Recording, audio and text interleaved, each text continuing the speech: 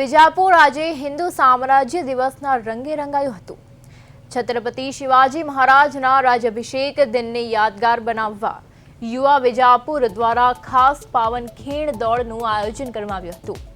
Helipad ગ્રાઉન્ડથી શરૂ થયેલી આ 5 કિલોમીટરની દોડમાં યુવાનો અને નગરજનોનો દેશભક્તિમય ઉત્સાહ આસમાને પહોંચ્યો હતો। જય ભવાની જય શિવાજીના નારાઓ સાથે આખું શહેર ગુંજી ઉઠ્યું હતું।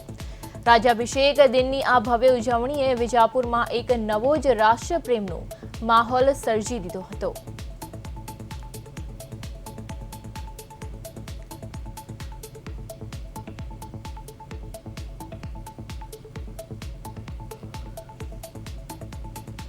આજે યુવા વિજાપુર દ્વારા પાવનખીણ દોડ એટલે કે હાફ મેરેથોન દોડનું આયોજન કરવામાં આવ્યું હતું। આ દોડ હેલીપેડ ગ્રાઉન્ડથી શરૂ થઈ અને સરદાર પબ્લિક સ્કૂલના મેદાનમાં પૂર્ણ થઈ હતી।